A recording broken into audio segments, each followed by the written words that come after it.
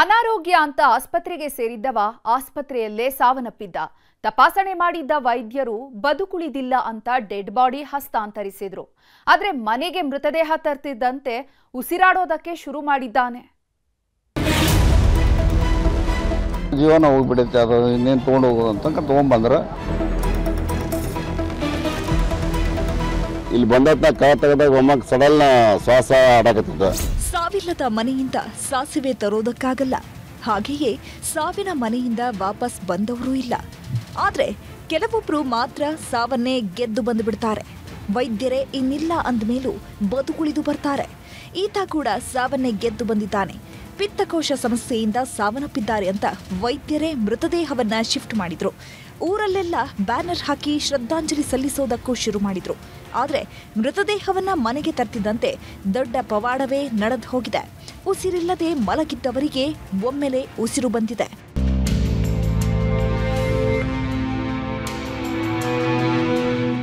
ಇದನ್ನ ಪವಾಡ ಅನ್ಬೇಕೋ, ಅಚ್ಚರಿ ಅನ್ಬೇಕೋ, ಅಥವಾ ಆಯಸ್ಸು ಗಟ್ಟಿ ಇತ್ತು ಅನ್ಬೇಕೋ, ಇಲ್ಲ ಭಗವಂತನೇ ಇನ್ನೊಂದು ಚಾನ್ಸ್ ಕೊಟ್ಟು ಕಳಿಸಿದ ಅಂತ ಹೇಳಬೇಕೋ ಒಂದು ಗೊತ್ತಾಗ್ತಿಲ್ಲ. ಇವರ ಹೆಸರು ನಾರಾಯಣ ವನ್ನಾಲ್ ಅಂತ, ಗದಗದ ಬೆಟಗೇರಿ ನಿವಾಸಿ. ಪಿತ್ತಕೋಶದ ಸಮಸ್ಯೆಯಿಂದ ಬಳಲ್ತಾ ಇದ್ದ ನಾರಾಯಣ ಅವರನ್ನ ಧಾರವಾಡದ ಖಾಸಗಿ ಆಸ್ಪತ್ರೆಗೆ ದಾಖಲಿಸಲಾಗಿತ್ತು. ನಿನ್ನೆ ಸುಮಾರು 6 ಗಂಟೆಗಳ ಕಾಲ ಶಸ್ತ್ರಚಿಕಿತ್ಸೆ ನಡೆಸಿದ್ದ ವೈದ್ಯರಿಗೆ ಆಪರೇಷನ್ ಸಕ್ಸಸ್ ಆಗಿರಲಿಲ್ಲ. ವೈದ್ಯರು ಎಷ್ಟೇ ಹರಸಾಹಸ ಪಟ್ಟರು ನಾರಾಯಣ್ ಅವರನ್ನ ಉಳಿಸಿಕೊಳ್ಳೋದಕ್ಕೆ ಆಗಿರಲಿಲ್ಲ. ಹೀಗಾಗಿ ರೋಗಿ ಸಾವನ್ನಪ್ಪಿದ್ದಾರೆ ಅಂತ ಹೇಳಿ ಮೃತದೇಹವನ್ನ ಕುಟುಂಬಸ್ಥರಿಗೆ ಹಸ್ತಾಂತರ ಮಾಡಿದ್ರು. ಡೆಡ್ ಬಾಡಿಯನ್ನ ಧಾರವಾಡದಿಂದ ಗದಗಕ್ಕೆ ಆಂಬ್ಯುಲೆನ್ಸ್ನಲ್ಲೇ ತಗೊಂಡು ಬರ್ತಾ ಇದ್ರು. ಹೀಗಾಗಿ ಊರಿನ ಸ್ನೇಹಿತರೆಲ್ಲ ನಾರಾಯಣ್ ಅವರ ಹೆಸರಲ್ಲಿ ಬ್ಯಾನರ್ ಹಾಕಿಸಿದ್ರು. ಮತ್ತೆ ಹುಟ್ಟಿ ಬಾ ಗೆಳೆಯ, ನಿನ್ನ ಆತ್ಮಕ್ಕೆ ಶಾಂತಿ ಸಿಗಲಿ ಅಂತ ಭಾವಪೂರ್ಣ ಶ್ರದ್ಧಾಂಜಲಿ ಸಲ್ಲಿಸಿದ್ರು.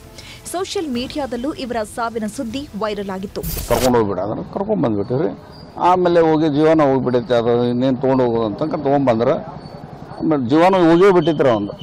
ಆಮೇಲೆ ಅದೇನು ಅಜ್ಜನ ಪವಾಡೋ ಏನೋ ನಮ್ಗೆ ಗೊತ್ತಾಗಲಿಲ್ಲ.